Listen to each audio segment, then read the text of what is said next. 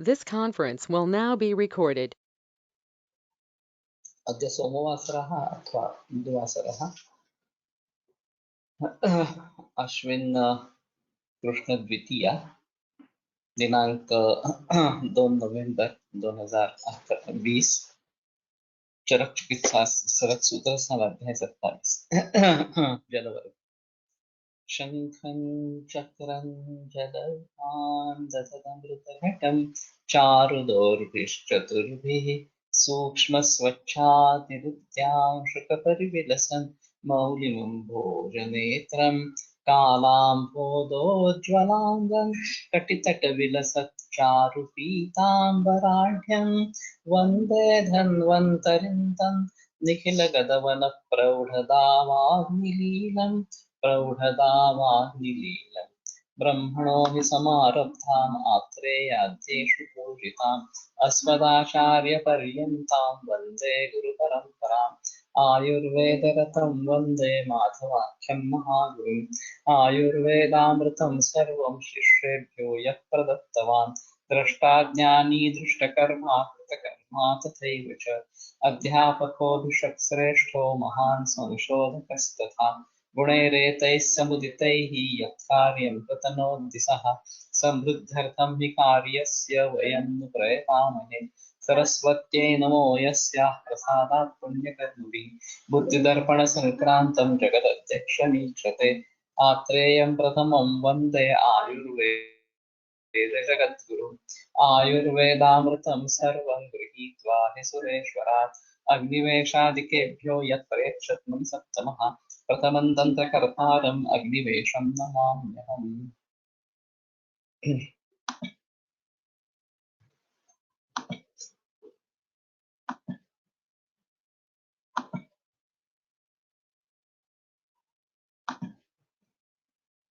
यदन्तरिक्षात् पततीन्द्रसृष्टं चोक्तैश्च पात्रैः परिगृह्यते वः तदैन्द्रमित्येव वदन्ति धीराः नरेन्द्रपेयं सलिलं प्रधानम्।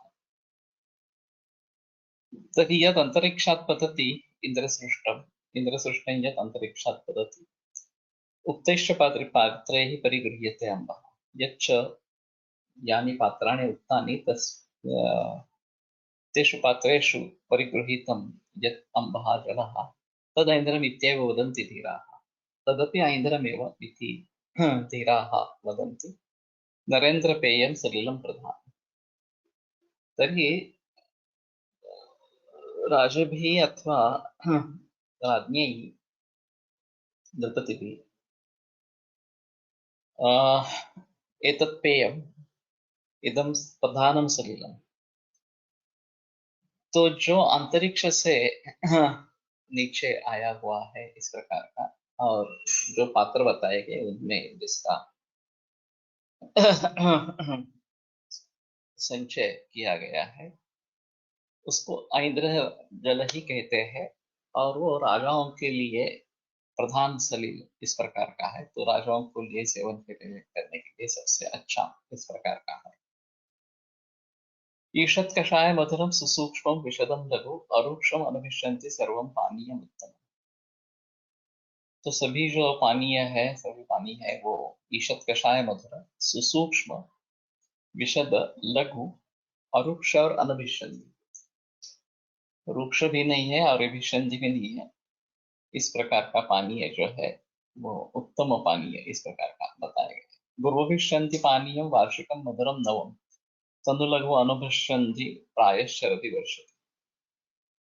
सो वार्षिक जल वर्षा ऋतु में जो मिलने वाला जल है वो गुरु अभिष्यन्ति मधुर और नवीन इस प्रकार का है। तनुलघु अनुभष्यन्ति और शरद ऋतु में वही जल तनु लघु अनुभष्यन्ति प्राय शरदि वर्षति। इसमें प्रायः शब्द का प्रयोग है तो कभी कभी शरद ऋतु में होकर भी पानी गुरु हो सकता है ये एक ध्यान में रखने की चीज है। तत्वीय सुकुमारास्यु स्निग्ध भूमिष्ठ भोजनाः तेषां भोज्ये च भक्ष्ये च लेह्ये पेये च शस्यते। तो ये जो सुकुमार है स्निग्ध भूइष्ठ इस प्रकार के भोजन करने वाले स्नेह प्रधान भोजन करने वाले हैं तेषां भोज्ये भक्ष्ये लेह्ये पेये च शस्यते। उनके भोज्य भक्ष्य लेह्य पेय ये चार प्रकार के अन्न बताए गए हैं और वो चारों लेना वास्तव में थोड़ा जरूरी है तो इनमें ये पानी जो है ये प्रशस्त है। तो प्रायः इस शरद ऋतु में गिरने वाली जो बारिश है वो कलेक्ट करके रखेंगे और उसका पूरे बरस के लिए इस्तेमाल करेंगे तो ज्यादा बेहतर इस प्रकार का हो। हेमंत सलिलम स्निग्धम वृक्षम बलहितं गुरु। हेमंत ऋतु में जल स्निग्ध वृक्ष बलहित और गुरु बल के ये हित और गुरु इस प्रकार का होता है। किंचित ततो लघुतरम शिशिरे कपवात। और शिशिर में उससे भी लघु और कफवात को जीतने वाला इस प्रकार का पानी होता है। तो मालूम नहीं यहाँ भारत में हेमंत और शिशिर ऋतु में कहाँ पे नित्य रूप से वर्षा होती है। विदेशों में ये काफी प्रचलन है। कैलिफोर्निया में मैं जाता था, वहाँ वर्षा का मौसम जाड़े के मौसम में ही रहता था। ठंड के सीजन में ही दिसंबर जनवरी में बारिश होती थी और इसलिए उनका वसंत सिर्फ वसंत नहीं रहता, वो शरद ऋतु के भी उसमें गुण या लक्षण मिलते थे। तो केवल कफ का प्रकोप नहीं, कफ के साथ पित्त का भी प्रकोप उसमें होता है। तो ये एक अहम चीज रहेगी कि पूरे विश्व भर में जो भी वातावरण है, पर्यावरण है या जो भी काल के अनुसार ऋतु चक्र है, उनको ध्यान में रखते हुए पूरे विश्व भर में कब किस दोष का संचय, प्रकोप, प्रशम इस प्रकार का होता रहता है, इसका एक अध्ययन जरूरी है। और उसके आधार पर वहां का पंचकर्म का प्रचलन होना चाहिए। मेरे ख्याल में ये कार्य किसी ने किया नहीं है, लेकिन ये करना वैसे जरूरी है। और अगर हम आयुर्वेद को ग्लोबली देखना चाहते हैं तो ये चीज बहुत आवश्यक रहती है। मेरे ख्याल में अभी जो है वो स्वस्थ से स्वास्थ्य रक्षण, स्वस्थ व्यक्ति जो है उसके स्वास्थ्य का रक्षण करना, ये आयुर्वेद का अहम प्रयोजन है। और दूसरा है आतुरस्य व्याधि परिमोक्षण, ये जो रुग्ण है उसका रोग ठीक करना। तो पहला जो प्रयोजन है उसके लिए स्वस्थ वृत्त के ऊपर भर होना चाहिए, जोर होना चाहिए। और फिर उस हिसाब से दिनचर्या, ऋतुचर्या, इनके बारे में गहराई में जाकर सोचना पड़ेगा। और ये काफी दिक्कत वाला मामला हो सकता है क्योंकि हर जगह की भौगोलिक भौगोलिक स्थिति बहुत भिन्न भिन्न है। टेम्परेचर वेरिएशन भी बहुत ज्यादा है। हाँ, हम कनाडा में जाएंगे तो -20 से -50-60 तक टेम्परेचर रहता है। तो और इन यूएई में जाएंगे तो गर्मी के मौसम में 50 या उसके ऊपर टेम्परेचर चला जाता है, ठंडी के मौसम में 0 या 2-3 तक आ जाता है, नीचे आ जाता है। तो ये इन सभी बातों को ध्यान में रखते हुए वहाँ का वहाँ की ऋतुचर्या किस प्रकार से होनी है, वहाँ के सीजन्स कैसे है, इनको देखना एक बहुत जरूरी इस प्रकार का हो जाएगा। तो अगर हम रियली ग्लोबली इसको देखना चाहते हैं, वैश्विक रूप में देखना चाहते हैं, तो उस प्रकार का अध्ययन होना जरूरी है। और अभी जो संस्कृत सिखाया जाता है वो एक औपचारिकता रह गई है। स्वस्थ वृत्त ये विषय प्रैक्टिकल है, वैसे आयुर्वेदिक प्रैक्टिकल है। और जब तक हम उसको भली भांति निभाएंगे नहीं, तब तक रोग आते रहेंगे, बढ़ते रहेंगे, एपिडेमिक्स भी आते रहेंगे वगैरह वगैरह इस प्रकार से। तो इसके लिए जरूरी है कि हम उसके ऊपर जिक्र करें। कषाय मधुरम रूपम विद्यात वासंतिकम जलम। बसंत ऋतु में गिरने वाला जल है कषाय मधुर रूप इस प्रकार का रहेगा। ग्रीष्मिकम तो अनभिष्यन्ति जलमित्येव निश्चय। और ग्रीष्मी का जो जल है ग्रीष्म ऋतु में होने वाला वो अनभिष्यन्ति ये निश्चय इस प्रकार का है। तो जल अभिसंधि है, अनभिसंधि है, गुरु है, लघु है, वगैरह वगैरह, इन बातों को ध्यान में रखते हुए कब उसका सेवन उचित है और कब नहीं है, ये समझ लेना बहुत जरूरी इस प्रकार का रहेगा। ऋतौ ऋतौ विहा तो यहाँ ख्याता सर्व एवांधसो गुणा। तो हर ऋतु में अब जल के जो गुण है वो यहाँ पे बताए गए। विभ्रांतेषु तु कालेषु यत्र यच्छन्ति तोयताः सलिलं तत्तु दोषाय युज्यते नात्र संशयः। अगर विभ्रांत काल में मेघ वृष्टि करते हैं तो ये दोष के लिए कारण हो जाता है, उसके बारे में संदेह नहीं। अभी ये भी काफी प्रचलन में है। ठंडी के मौसम में वर्षा होती है, फरवरी मार्च में वर्षा होती है, वगैरह वगैरह इस प्रकार से। और फिर ये दिक्कत वाली बात बन जाती है। राजभी राजमात्रैश्च सुकुमारैश्च मानवैः सुगृहीता शरद्यापः प्रयोक्तव्या विश्वसता। तो राजा या राजा जैसे जो लोग हैं, श्रीमान लोग या उनके पास सत्ता है, इस प्रकार के लोग हैं, और सुकुमारैश्च मानव, और जो सुकुमार मानव इस प्रकार के हैं, वो शरद ऋतु में जल का ग्रहण करे और फिर उनका प्रयोग पूरे बरस के लिए करते रहे, ये सबसे बेहतर है।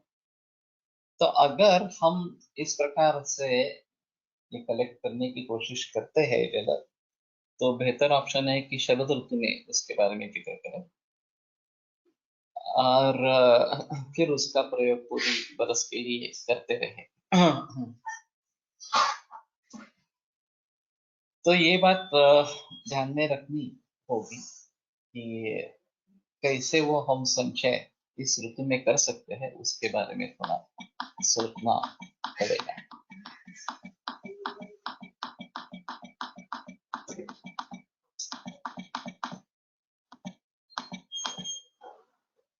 नद्यः पाषाण विच्छिन्न विक्षुब्धा विक्षुब्धा विहतोदकाः हिमप्रभा पत्याः। सो हिमालय से उत्पन्न होने वाली जो नदी है, पाषाण विच्छिन्न विक्षुब्धा विहतोदकाः, जो पत्थर के ऊपर टकरा कर विच्छिन्न होती है, जिसकी धारा विक्षुब्ध हो जाती है और अभिहत हो जाती है, उस प्रकार का जल ये पथ्य है। पुण्या देवर्षि सेविता, और ये पुण्य और देवर्षि सेवित, देव और ऋषि दोनों द्वारा सेवित इस प्रकार की ये नदी है। पाषाण सिकता वाहिन्यो विमलोदका, और जिनका पानी स्वच्छ है, पाषाण और सिकता, उसका वहन करने वाला इस प्रकार का है। मलय प्रभवायाश्च, और मलय प्रभव जो नदियां हैं, तासु जलम तासु अमृतोपमम्, तो उनका जल वो अमृतोपम इस प्रकार का है, अमृत जैसा है। पश्चिमाभिमुखायाश्च पथ्यास्था निर्मलोदका, जो पश्चिमाभिमुख नदियां हैं, वेस्ट कोस्ट में होने वाली इस प्रकार की, पथ्याता निर्मलोदका, वो पथ्य इस प्रकार के हैं, निर्मलोदक है। प्रायो मृदो वहां गुरुव्यो याश्च पूर्व समुद्र, और पूर्व समुद्र को जाकर मिलने वाली जो नदियां हैं, वो मृदु जल का वहन करने वाली और गुरु गुण वाली इस प्रकार की होती है। तो इसके जरिए ये एक बात स्पष्ट होती है कि इनको पूरे भारत देश का परिचय था, कहाँ पे क्या चल रहा है और किस प्रकार की नदियां हैं, इसके बारे में जानकारी थी उन लोगों में। और जबकि वाहन आदि सुविधा उतनी अच्छी नहीं थी, ज्यादा से ज्यादा घुड़सवारी या फिर रथ, यही वाहन था शीघ्र गति से जाने के लिए, फिर भी उनको पूरे भारत भर के बारे में जानकारी थी। और भारतवर्ष उस समय तो काफी बड़ा था, अभी के जो अफगानिस्तान वगैरह जो देश हैं, वो भी भारत में ही शामिल इस प्रकार के थे। और भारतीय संस्कृति जावा सुमात्रा वगैरह इन बेटों पे भी फैली हुई। तो इतने बड़े देश का उस समय में ज्ञान होना ये एक अहम चीज इस प्रकार की है। और हमें भी इसके बारे में पता नहीं है कि इतनी हमारी तरक्की उस जमाने में थी। तो ये हमारे लिए बहुत अच्छी इस प्रकार की बात है। हमें जिसका अभिमान इस प्रकार का होना चाहिए। हम्म।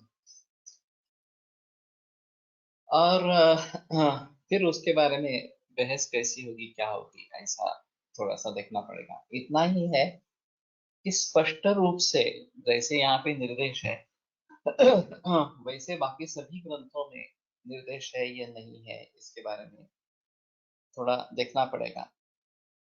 जैसे कि ये पृथ्वी जो है वो एक रेक्टेंगल जैसी या स्क्वायर जैसी है, ऐसा बहुत लोगों का मानना था यहाँ भी और विदेशों में। क्योंकि हम देखते हैं कि ऐसा सीधे ही हम चलते रहते हैं, ऐसा कुछ राउंड शेप उसका नहीं है।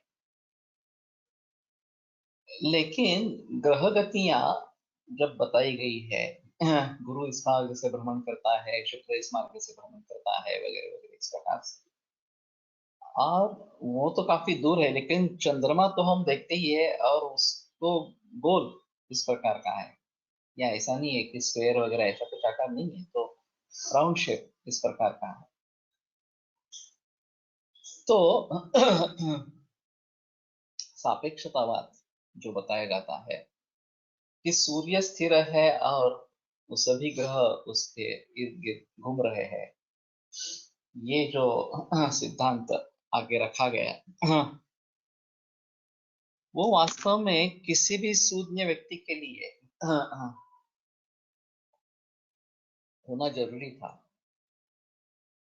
अगर ये गुरु वगैरह सभी ग्रहों का भ्रमण भ्रमण इस प्रकार का दिख रहा है, तो वास्तव में ये सभी सूर्य मालिका वगैरह हम कहते हैं, तो सूर्य स्थिर है और ये बाकी ग्रह भ्रमण करते हैं और चंद्र हमारे इर्द गिर्द भी भ्रमण करता है, इस प्रकार का उपग्रह जिसको कहा जाता है।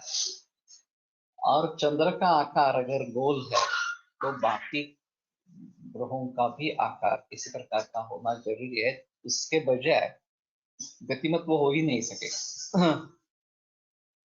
लेकिन ये जो लॉजिक है इसके पीछे वो उतनी स्पष्ट रूप से हमारे यहाँ लिखा नहीं गया। और ज्ञानेश्वरी में भी एक सूत्र आया है कि सूर्य का भ्रमण, वो भ्रमण न करते हुए भी उसको हम भ्रमण कहते हैं, इस प्रकार की पंक्ति है। तो जो ज्ञान इसमें है वो सर्वसामान्य लोगों तक कैसे पहुंचाए, ये अहम चीज इस प्रकार की रहेगी। तो पूर्व समुद्र में जाकर मिलने वाली नदियां या पश्चिम समुद्र में जाकर मिलने वाली नदियां ये एक अहम इस प्रकार का सोर्स होगा। पारियात्र भवा याश्च विंध्य सव्य भवाश्रयाः शिरो रुद्रो कुष्ठानां ता हेतु श्लीपदस्य। तो पारियात्र और वह विंध्य सह्य उद्भव जो नदियां हैं वो शिरो रुद्र कुष्ठ और श्लीपद, इनका कारण इस प्रकार के हैं। तो इसमें एक अहम चीज ऐसी रहेगी कि पानी इस प्रकार से दूषित होकर इन रोगों का निर्माण करता है, तो उसके बारे में सजग रहना जरूरी है। और वहां पे इस प्रकार का सिद्ध जल लेने का कुछ प्रयोजन रहेगा। केरल में जाते हैं तो केरल में सभी जगह सुजल करके सिद्ध जल ही मिलता है, होटल्स में भी उबला हुआ गर्म पानी आता है। तो ये ट्रेडिशंस क्यों आए हैं, तो इसके बारे में थोड़ा सोचना पड़ेगा कि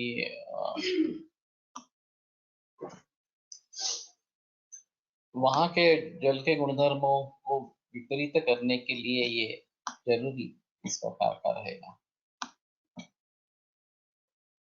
यत्तु पार्यात्र भवानां शिरोरोगादि कर्तृत्वं तत्पार्यात्र दरीभव नदी जलाभिप्रायेण सुष्यते पार्यात्र तडाग भव नदी जलाभिप्रायेण उक्तं भवा पथ्याः तदुक्तं विश्वं विश्वामित्रेण तडागजं दरीजं च तडागात् यत् सरिज्जलं बलारोग्यकरं तत् स्यात् दरीरं दोषलं मतम्।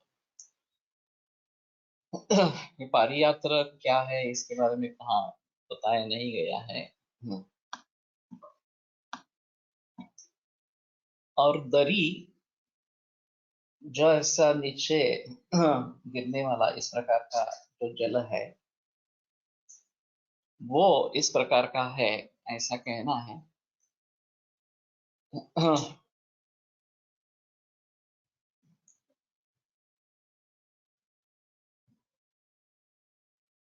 पर्याय दरी भव नदी जलाभिप्रायण पारियात्र तडाग भव नदी जलाभिप्रायण उक्तम पारियात्र भवा पथ्याः। तो पारियात्र और तड़ाग भव जो नदी है उसके अभिप्राय से पथ्याः इस प्रकार। तड़ागजम दरीजंच तड़ागाद सरित जलम बलारोग्यकरम तत्स्यात् दरीयम दरीजम दोषलम मतम।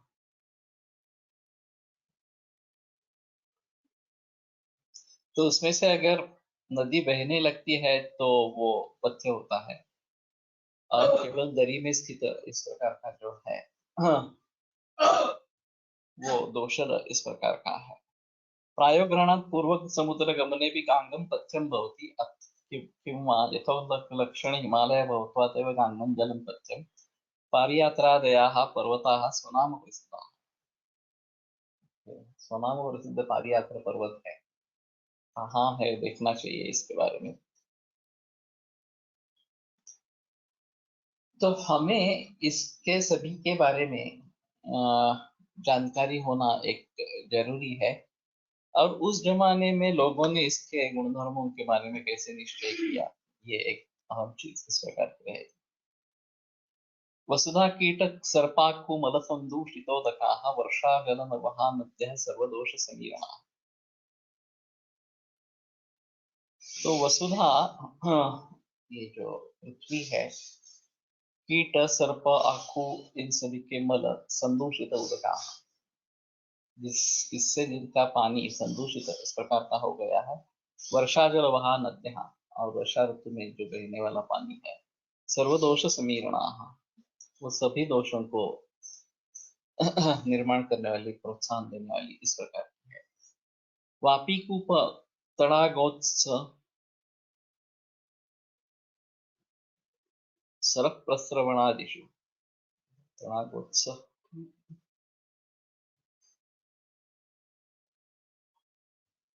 उत्ससर प्रस्रवणादिषु आनुपशैलधन्वानां गुणदोषैर्विभावये। तो वापी कूप, इसमें थोड़ा अंतर है। वापी वेल या विहिर इस प्रकार की कही जाती है, कूप जो है वो बहुत ही छोटा इस प्रकार का होता है, और केवल एक गगरी उसमें से निकाली जाए इतना ही लंबा चौड़ा होता है। तड़ाग, ये उत्स क्या है?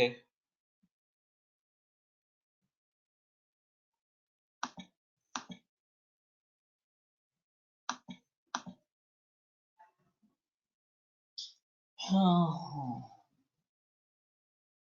मिसप्रिंट हो सकता है, लेकिन क्या मिसप्रिंट है?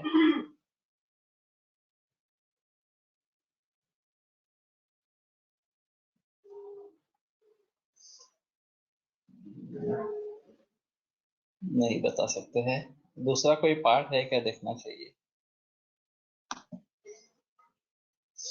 झरना, ये डिक्शनरी में देखा क्या? क्योंकि मैंने ये शब्द पहली बार सुना इन हिंदी टीका। ओके।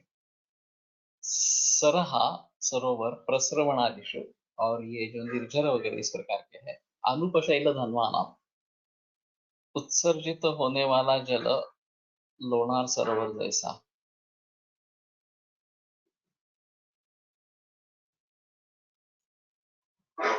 ठीक है, लेकिन लोनार सरोवर ज्वालामुखी से बना इस प्रकार का है। हाँ, अनुपशैल धनवाना, तो अनूप प्रदेश है, शैल शैल है या जंगल प्रदेश है? गुण दोषैर्विभावे, उसके आधार पर उसके गुण और दोष उसकी संकल्पना की जानी चाहिए। पिच्छिलं कृमिणं क्लिन्नं पर्णशैवालकर्दमैः विवर्णं विरसं सान्द्रं दुर्गन्धं न हितं जले। इसलिए उत्सर्जित से बना। हाँ ठीक है।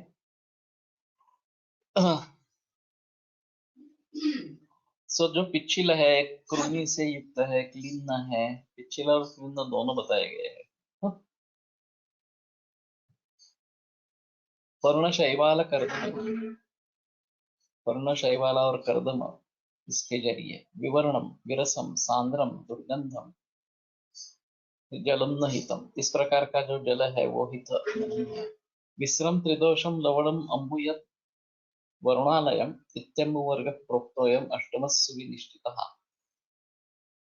विश्रम त्रिदोषम लवणम अम्बुयत वरुणालयम,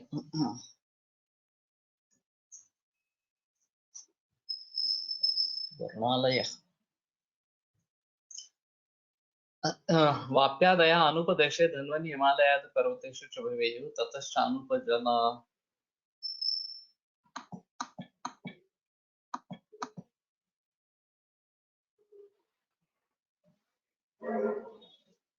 पश्चिमामुख नदी जल, पूर्वाभिमुख नदी जल, अनुपजल ख धन्वजल अपवेत अपजल पर्वत जल गुणाश्च उक्ताः एव तेन तद्गुणातिदेशो वाप्यादिषु बोद्धव्यः। अनुपदेशे यद्वारि गुरुतश्लेष्मवर्धनम् विपरीतमतो मुख्यं जाङ्गलं लघुचोच्यते। सुषुप्तेऽपि वाप्यादीनां पृथगेव गुणाः उक्ताः स इह कूपादीनां सक्षारत्वादिः प्रत्यक्षदृष्टो ग्रन्थविस्तरभयान्नोक्तः इति मन्तव्यम्। वापि इष्टकादिबद्धतीर्था दीर्घिका कूपः प्रसिद्धः, दीर्घिका कूपः प्रसिद्धः। तटागा तटागागो गतिर्यस्य स तडागः स पुनः उच्चदेशात् आगच्छत् जलबन्धनात् भवति। So this is dam. अन्ये तु पुष्करिणीं तडागमाहुः। उत्साह, it is उत्साह, निम्नाद् उत्तिष्ठ जलस्थानम्। सो गर्त है उसमें से ऊपर आया हुआ इस प्रकार का पानी का स्थान। सरो दिव्य खातम पुरुष व्यापारम विना, तो सर जो है वो दिव्य खात है पुरुष व्यापारम विना। ये काय ते सप्तपाल ना,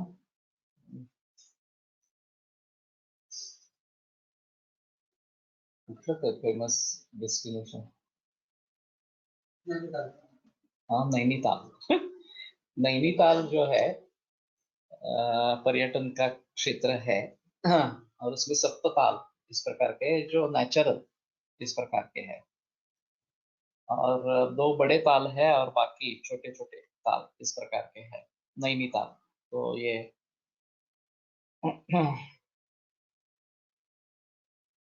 यत् पुनः पंपादिः प्रस्रवणः निर्झरः, तत् पुनः पंपादि, पंपा सरोवर फेमस है। प्रस्रवणः निर्झरः, प्रस्रवण निर्झर है। अन्य तो रथधारा जलादिषु इति पठन्ति। तत्र रथः नदीस्थजलप्रदेशो गम्भीरो जलाशयः। नदीस्थ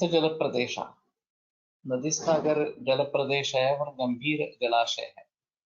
हरिद्वार और ऋषिकेश में काफी अंतर है। हरिद्वार में गंगा का प्रवाह इतना तेजी से बहता है कि वहां तैरना मुश्किल है, लेकिन वही गंगा जब ऋषिकेश में पहुंचती है तो जैसा हृदय जैसा है, विस्तीर्ण पात्र है और बिल्कुल शीत स्थिर जल इस प्रकार का है। तो वो उसको महारथ इस प्रकार से कह सकेंगे। धारा तो पर्वतादेव जलधारा रूपा पतन्ति। आदिग्रहणात् केदारचुंडादीनां ग्रहण, केदारचुंड वर्णालये समुद्र विश्रम आमगन्ति सुविनिश्चिता इति सर्वजलगुणकथना इति जलवर्गोष्टमः। तो वरुणालय जो है लवणम अम्बुयद वर्णालय, ये त्रिदोष कारक और लवण इस प्रकार का है। तो इसके बारे में कोई संदेह नहीं है कि समुद्र जल पेय नहीं है, और ये काफी आई शुडंट बी अलाइव में इसमें काफी इस प्रकार के प्रसंग है कि जिसमें समुद्र में कोई व्यक्ति खो गया है और फिर बिना पानी और बिना अन्न के उसका बचना मुश्किल इस प्रकार का हो जाता है। तो अभी डिसलाइनेशन प्रोसेस नई निकाली गई है और यूएई में इसका काफी प्रचलन है। उनके सभी नदियों में ये समुद्र है और डिसलाइनेशन प्लांट्स बड़े बड़े लगे हुए हैं। तो ये निर्लवण करके पानी बगीचे में ऐसा इस्तेमाल करते हैं। दुबई के नजदीक मिरेकल गार्डन करके है, तो ये रियली मिरेकल इस प्रकार का ही है। इस प्रकार के डेजर्ट में इस प्रकार का गार्डन निर्माण करना ये सामान्य बात नहीं है। तो ये डिसलाइनेशन करके पानी फिर सभी जगह लेके गए हैं और उसके जरिए इस्तेमाल में जो बाकी पानी आता है उसकी पर्याप्ति हो जाती है। पीने के लिए पानी सभी यूएई में बाहर से ही आता है। तो ये बॉटल वाटर इस प्रकार का ही रहेगा। सिर्फ बाथरूम में वगैरह इस्तेमाल करने के लिए ये डिसैलिनेटेड वाटर इस प्रकार का प्रयोग में लाते हैं। तो ये आधुनिकता है कि इस्तेमाल में लाने के लिए इस प्रकार का समुद्र का पानी लेकर हम कार्यभाग चला सकते हैं, ऐसा थोड़ा सा रहे।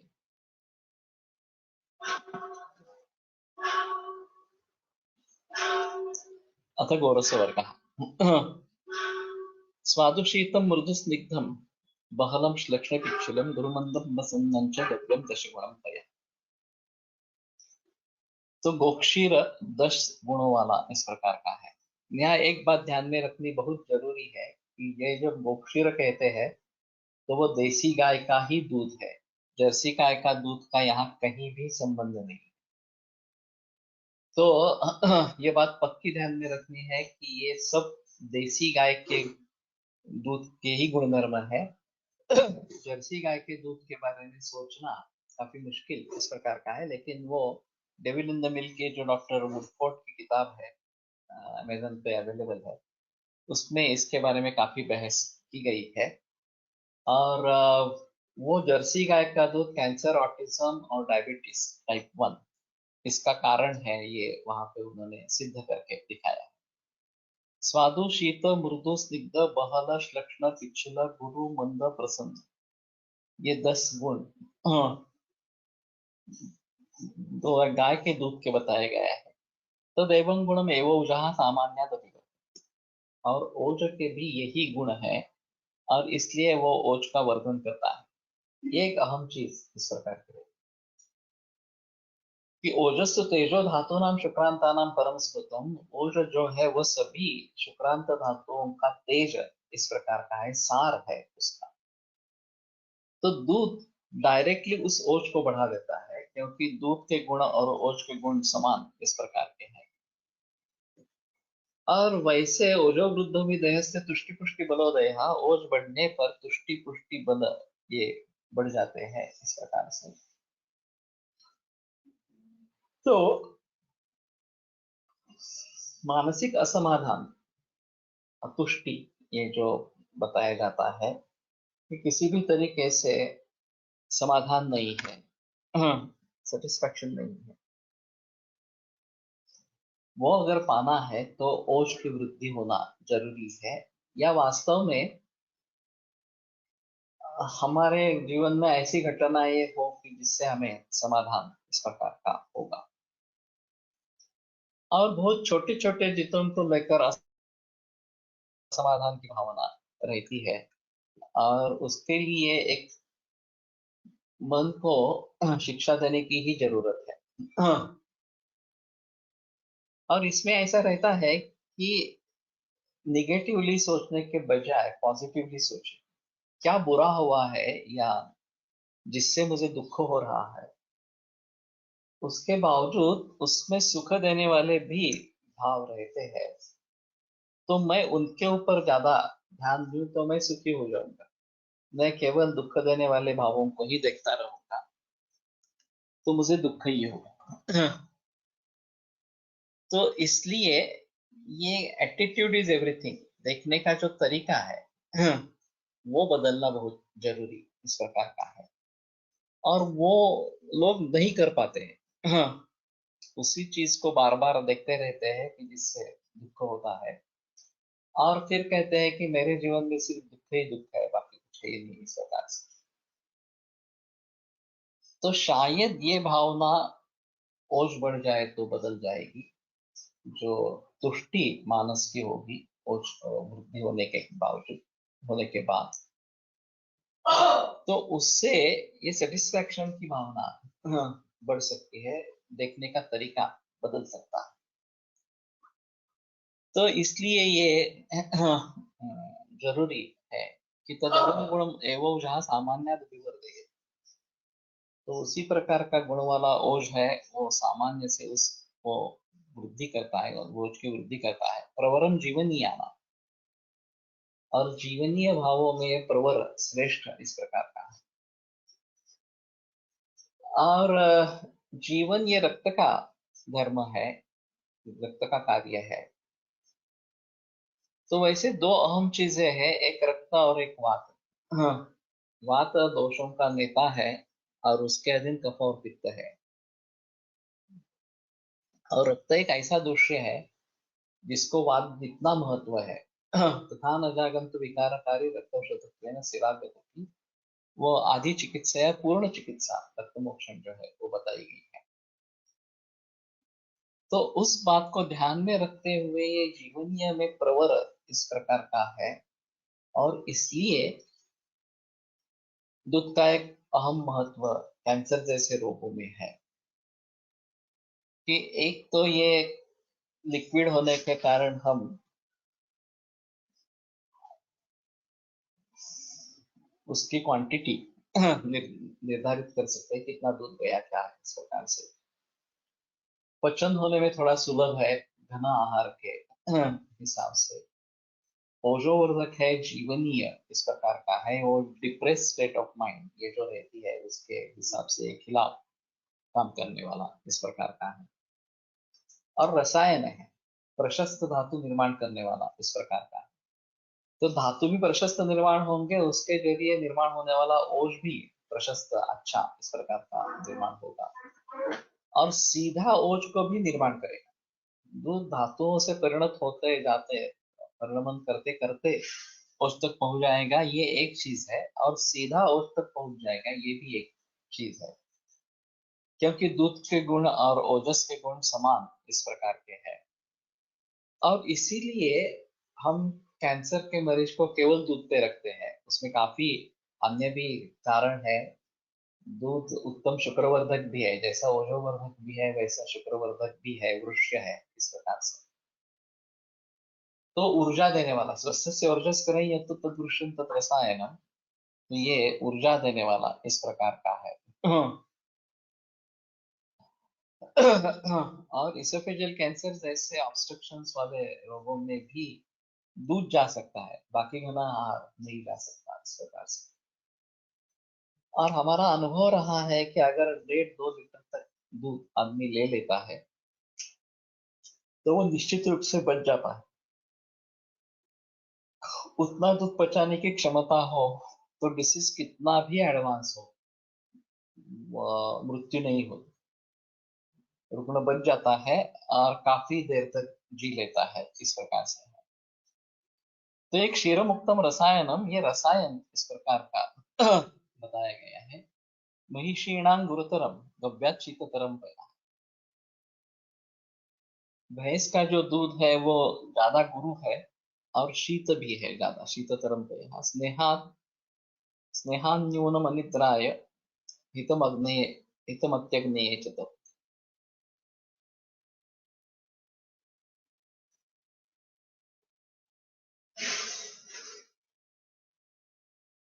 स्नेह अन्यून इस प्रकार का एक चित्र रहेगा, स्नेह जिसमें कम नहीं है। और अनिद्राय हितम अत्यग्नेये च तत्। अनिद्रा और अत्यग्नि इन दोनों के लिए हितकारक इस प्रकार का। तो अभी भैंस के दूध का प्रचलन काफी भारत में ज्यादा है। और विदेश में सिर्फ गायें हैं, और अभी वो जर्सी गाय हो गई है इस प्रकार से। तो कैंसर का फैल जाने का एक महत्वपूर्ण कारण जर्सी गाय इस प्रकार की है।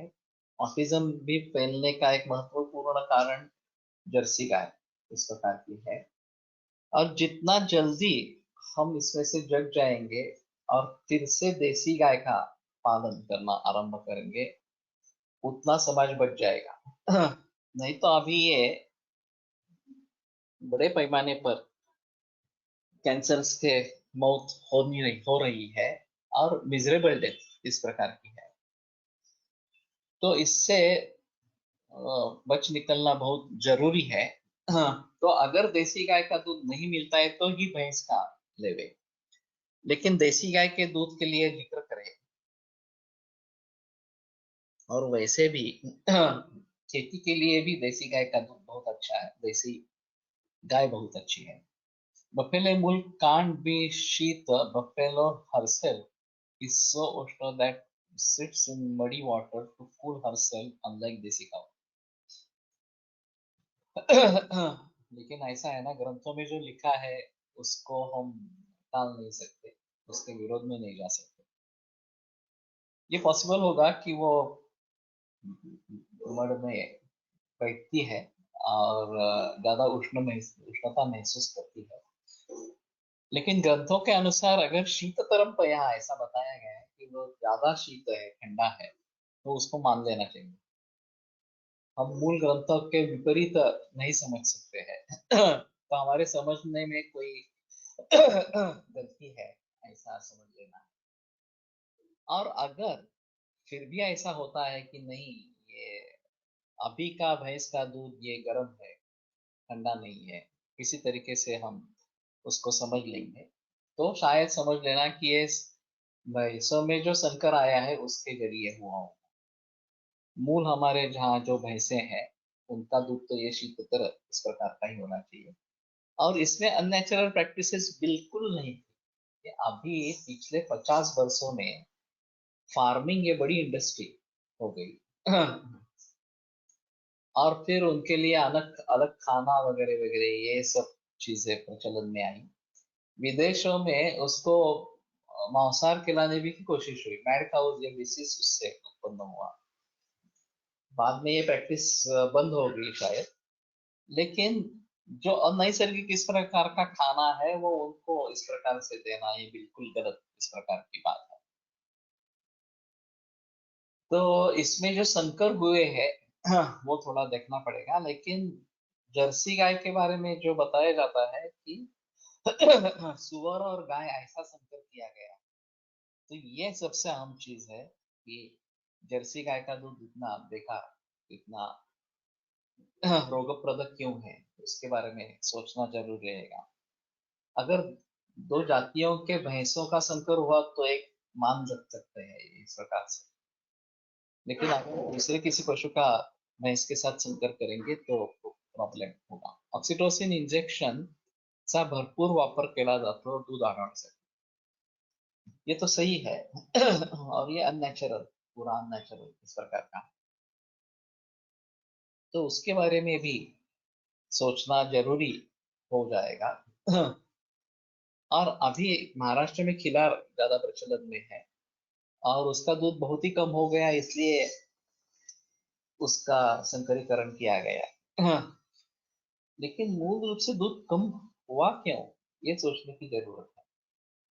तो बछड़ों का दूध इन्होंने रोक दिया और वो बेचना शुरू कर दिया, बछड़े अशक्त इस प्रकार के रह गए, और फिर आने वाली पीढ़ियां दुर्बल इस प्रकार के हो गए, दूध कम होता गया, ये वास्तव है। तो बछड़ों को फिर से जितना दूध चाहिए उतना अगर खिलाएंगे तो अच्छी गायें निर्माण होंगी, उनका दूध बढ़ेगा। चौथी पांचवी पीढ़ी में ये होगा, ऐसा लोगों का कहना है इसके बारे में। और इसलिए गीर गाय का प्रचलन बढ़ गया, क्योंकि वो वैसे भी 8 से 10 लीटर तक दूध देती है। तो इसलिए अगर दूध के लिए करेंगे तो ज्यादा अच्छा है। साय काढून घेतले तर ते अनिद्रा आणि अति अग्नियात उपयुक्त आहे, नहीं बता सकते। ये जो गुणधर्म है वो दूध के ही गुणधर्म है, और धारोष्ण दूध के रहेंगे ज्यादातर। एक बार वो ठंडा हो जाए तो हमें गर्म करके ही लेना है, ऐसा है। और ये थोड़ा सा निस्नेह या कम स्नेह वाला हो जाएगा तो अति अनिद्रा और अति अग्नि इसमें उपयुक्त ज्यादा नहीं रहेगा। तो उसके बारे में थोड़ा सोचना पड़ेगा कि अगर दूध ज्यादा मात्रा में निर्माण होता रहता है तो उसको किस प्रकार से कन्वर्ट करें, उसको ये प्रिजर्व कैसे करें, क्योंकि ये बड़ी समस्या है। स्नेहान्यून है, स्नेह अन्यून, इसमें स्नेह कम नहीं है। अभी जो है वो बताते हैं कि देसी गाय के दूध में प्रोटीन ज्यादा है और भैंस के दूध में फैट ज्यादा है।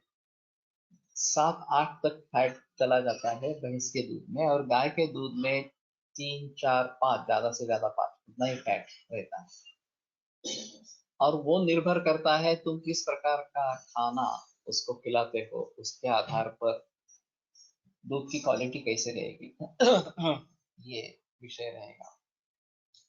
अभी हम कोकण में काफी इसके बारे में प्रयास कर रहे हैं, और गाय का खाना अच्छा कैसा हो इसके ऊपर ध्यान दे देंगे। तो काफी घास अभी निर्माण किए गए हैं, लसूण घास या और भी कुछ घास है, या शेवरी का वृक्ष बताया गया है, जिसके पत्ते खाए जाते हैं। शिगरू का भी इस प्रकार का किया जा सकता है। और शतावरी है। तो मैं सोच रहा हूँ शतावरी ज्यादा पैमाने पर हम प्रयोग करेंगे। शतावरी का हमारे भी काम में आएगी। पहले जमाने में मैं लोनावाला से शतावरी लाता था, तो स्वरस निकाल के कल्प करता था। वो सबसे बेहतर तरीका है। अभी ये सूखी शतावरी लाकर फिर पानी में भिगो देना, वो बीच वाला जो पीला नाल होता है वो निकाल देना, और फिर उसका काढ़ा बना के कल्प बनाना, ऐसा प्रचलन ज्यादा है। वो भी ठीक है। कंपनियों में जो करते हैं वो पाउडर और शर्करा ऐसा ही करते हैं, कल्प करते हैं, क्वाथ नहीं करते इस प्रकार से। तो ये सभी बातें ध्यान में रखनी पड़ेगी कि किस प्रकार से हम करेंगे।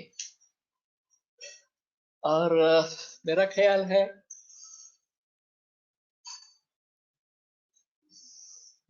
कि शतावरी या अन्य इस प्रकार के द्रव्यों का प्रयोग करेंगे तो दूध भी बढ़ेगा, और शतावरी वैसे भी मेथी है, दूध मेध्य है ही, तो ये प्रॉपर्टीज बढ़ जाएगी इस प्रकार से।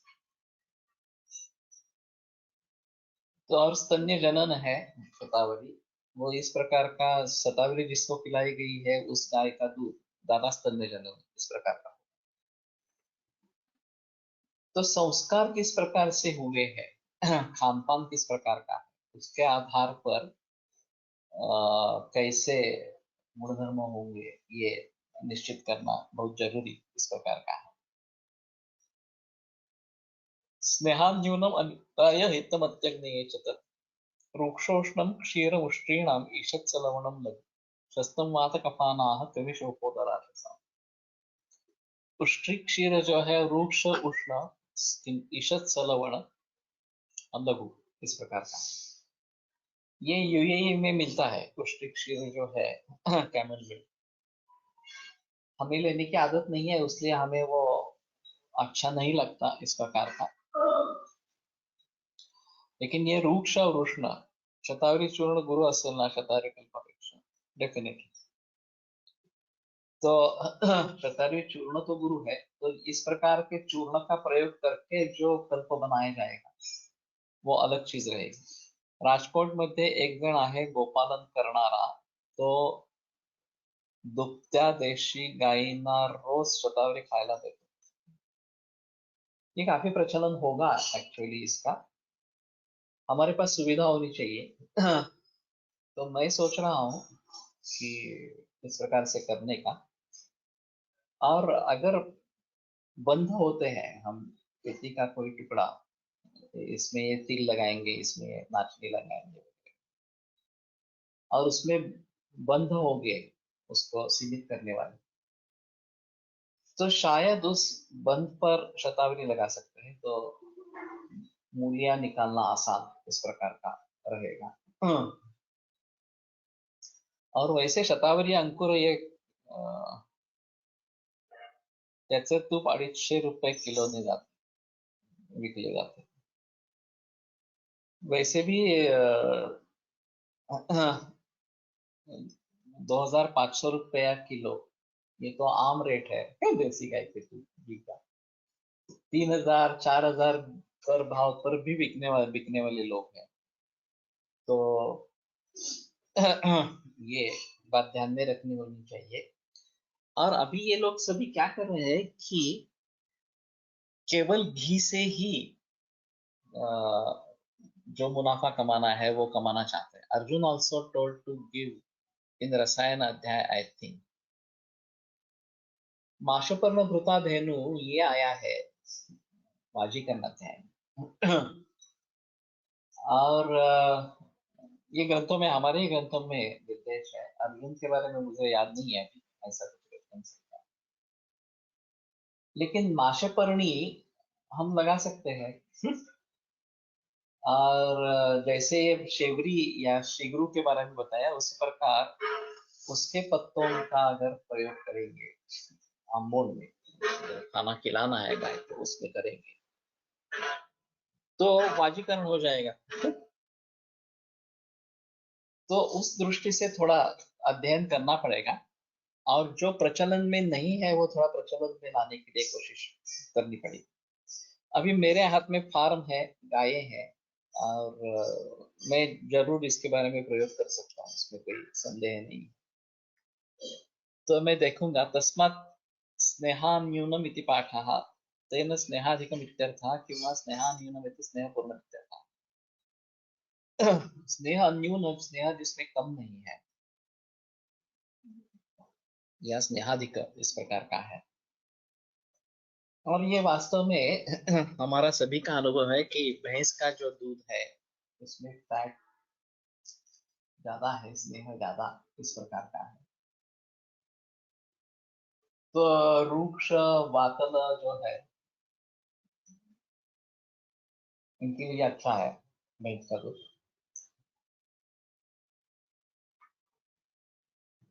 अगर ज्यादा दूध उत्पादन होता है तो क्या करेंगे, ये एक अहम सवाल इस प्रकार का है. अभी फिलहाल माशपर्ण इक्षु अर्जुनचे पान असे आले आहे अध्यायामध्ये. ओके. के बारे में भी सोच सकते हैं. इक्षु थोड़ा लगाकर उसका प्रयोग करेंगे खाने में देने के लिए. एक पनस का भी हो सकता है, ऐसा है. क्योंकि यह ग्रीष्म ऋतु में ही आता है. और उसमें से पनस निकालने के बाद जो शेष रह जाता है वो टुकड़े करके गायों को खिला सकते हैं, ऐसा है.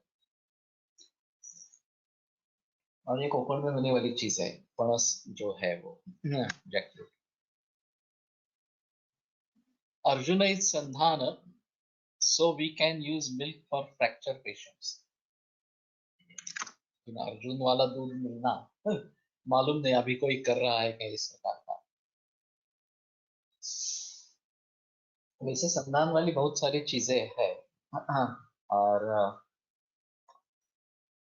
उन सभी के बारे में थोड़ा सोच सकते हैं.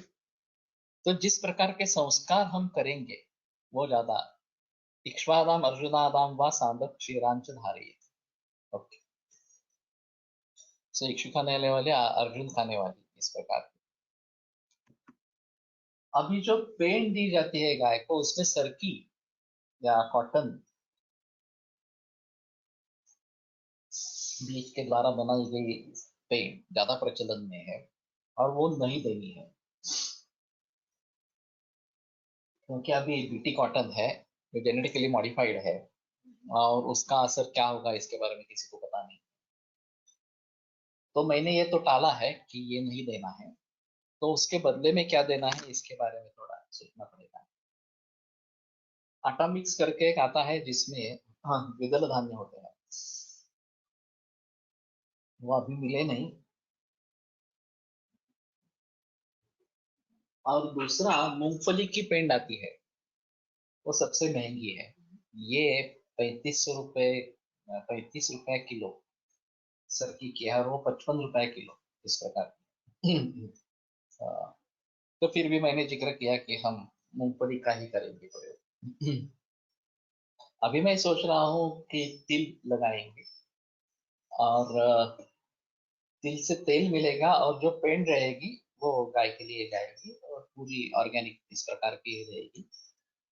तो हमारे गायों के लिए तो ये अच्छा है।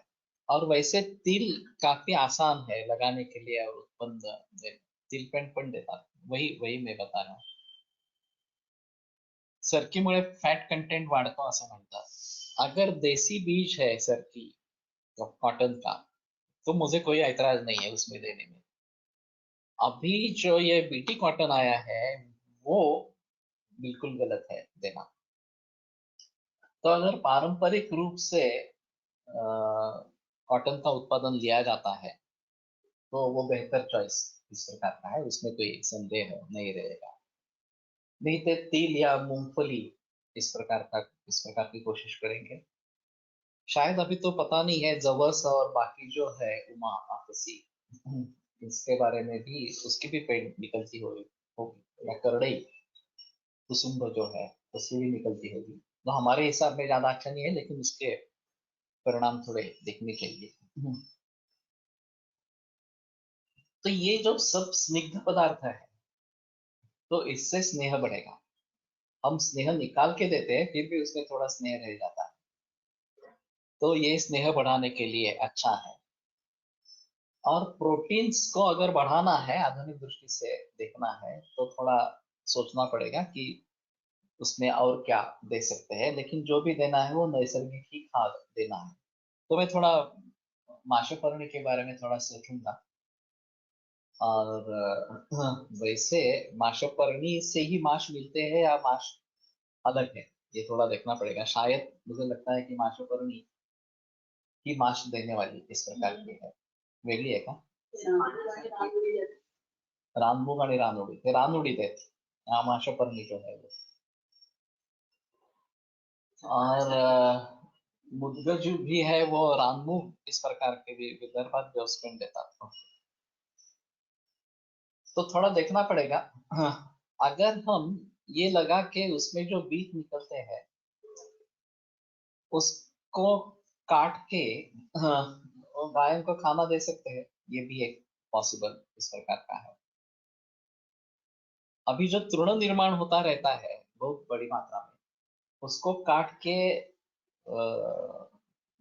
ये पेड़ों को दे देंगे और ऊपर से जीवामृत डालेंगे, तो उसका अच्छा खाद बन जाता है। तो ये अभी हमने शुरू किया है कि जीवामृत से इस प्रकार की खेती करना आरंभ कर दिया है। ठीक है, यहीं पे रुकते हैं और कल फिर आगे बढ़ाएंगे। आयुर्वेद प्रकांडो निगदित इह हि शल्यतंत्र प्रधानः शिष्येभ्यः शाश्वतोऽयं निखिलजनकृपा व्याप्तचित्तेन येन आयुर्वेदस्य वाञ्छन् पुनरपि भुवने तां च सुष्ठु प्रतिष्ठां श्रेष्ठं धन्वन्तरिं तं प्रणमति च सदा वैद्यवर्गो हि नूनम् वैद्यवर्गो हि नूतम। माशापरणीचा हिरवा चारा देतात, ये पॉसिबल है। तो वही मैं सोच रहा हूँ कि इस प्रकार से अगर करेंगे तो नेचुरली दूध कैसे बढ़ेगा और अच्छा गुण मिल वाला होगा, कैसे होगा ये थोड़ा सा देखना पड़ेगा। माशपर्णी म्हणजे सालवण होय, माशपर्ण म्हणजे माशाचं पान, पाला असावा। सालवंट, मुझे नहीं लगता है। एक बार जो द्रव्य गुण वाले हैं वो बताए। शालिपर्णी सालवंट है। शालिपर्णी सालवंट और स्थिरा कहते हैं पर्णी, पर्णिद्वय, then मुद्गपर्णी and माशापर्णी, that is पर्णिद्वय, that is not माशापर्णी और माशापर्णी। शेवरी के बारे में कुछ पता है क्या किसको?